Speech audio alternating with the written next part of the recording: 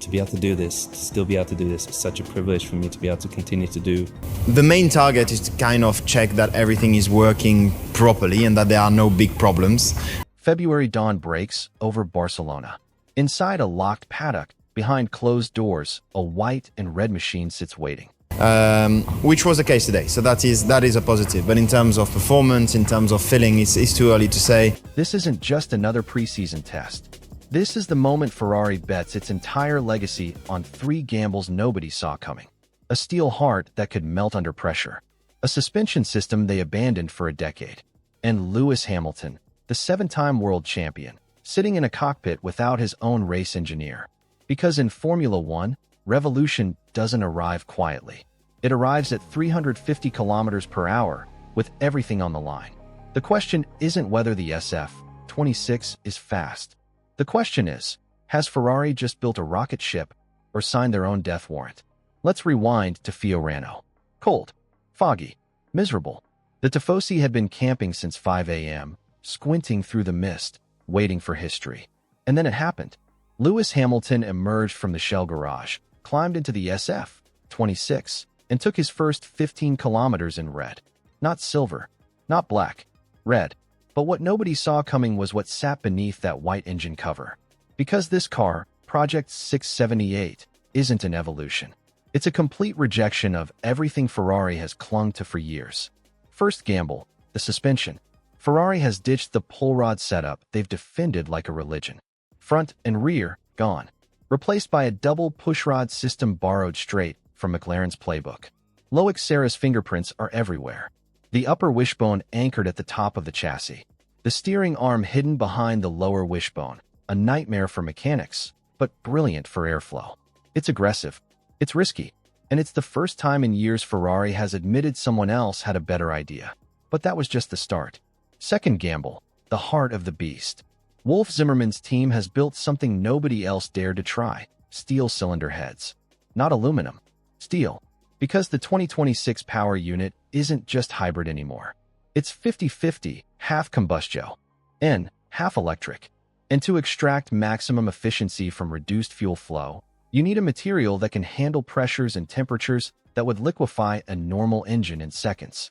If it works, Ferrari has a combustion advantage that defines the season. If it fails, they're carrying 15 kilograms of holiday weight while their rivals are already sprinting. And this is where the story gets dark. Fred Vasseur stood in front of the cameras and said it plainly. Don't expect us to be the fastest in Barcelona. Expect us to be the most reliable, smart, pragmatic, boring even. But the telemetry from Fiorano told a different story. The SF-26 looked stable under braking. No mid-corner twitchiness. No bouncing like a pogo stick. The kind of chassis balance Ferrari hasn't had in 5 years. And then came the twist. Lewis Hamilton, the most famous driver in the world, doesn't have a permanent race engineer. He's sharing Brian Botzi with Charles Leclerc. In the most complex regulatory reset in F1 history, with a car shorter, narrower, and more aggressive than anything he's driven before. Hamilton is learning to communicate through someone else's shorthand. It's a pragmatic solution, Vasseur says. But it's also a risk that could cost them everything. Here's what nobody's talking about.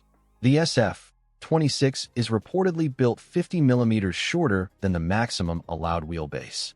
50 millimeters. Sounds like nothing. But in F1 terms, that's 1.5 kilograms saved.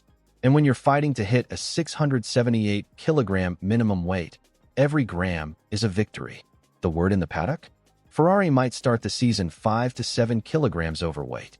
Their rivals? 15. If Ferrari hits the ground running with a lighter car, they'll have a massive advantage in tire degradation, in race pace, in survival. But there's more. The active aerodynamics, the front and rear wings adjusting on the fly, are hydraulically actuated for maximum speed and precision.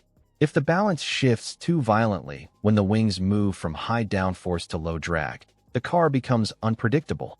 And if the electronics glitch at 300 kilometers per hour, that's not a lost position. That's a lost driver. Loïc Serra admitted in an internal briefing, "We've explored these regulations more deeply than anyone else." That one sentence, buried in technical jargon, told us everything. Ferrari isn't playing it safe. They've gone for the knockout blow. So what does this mean? First, for Lewis Hamilton, this is legacy on the line. He left Mercedes, the team that gave him 6 championships, to bet everything on a car he's never driven in anger, with an engineer he doesn't fully trust yet, and a power unit nobody's proven works. If the SF-26 is a dud, his career doesn't end with glory. It ends with questions. Second, for Charles Leclerc, this is survival. He's been Ferrari's golden boy for years. But now he's sharing data, sharing strategy, sharing his engineer with the most decorated driver of the generation. If Hamilton adapts faster, Leclerc becomes the number 2 driver in his own team. Third, for Ferrari, this is existential. Fred Vasseur has cleared out the old guard. Brought in Serra, brought in Hamilton, staked his entire reputation on Project 678. If the SF-26 proves to be a dud in Barcelona, the Italian press won't just criticize him. They'll destroy him. And Red Bull, McLaren, Mercedes, they're watching, waiting, because dynasties don't fall from speed. They fall from hubris. So here's how this plays out. Scenario 1. Ferrari's gambles pay off. The steel cylinder heads deliver consistent power. The suspension gives them cornering nobody can match. Hamilton and Leclerc form the deadliest driver pairing on the grid. And by Bahrain, Ferrari isn't just competitive, they're dominant. Scenario 2. The weight kills them. 7 kilograms overweight means slower tire wear, worse race pace, strategic limitations. Hamilton spends the season fighting for podiums, not championships. And the dream of red glory becomes another beautiful heartbreak. Scenario 3. The car is fast, but fragile. The steel heads overheat. The active aero glitches. The shared engineer creates communication chaos. Ferrari wins on Sundays, but DNFs on Saturdays. And the 2026 championship slips through their fingers because they were too brave, too early. Has Ferrari just written the greatest comeback story in F1 history?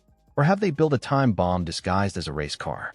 And when Lewis Hamilton takes the wheel in Barcelona tomorrow, will he find the rocket ship he gambled everything for, or the mistake that ends his legacy? One thing's certain, this isn't just a test session.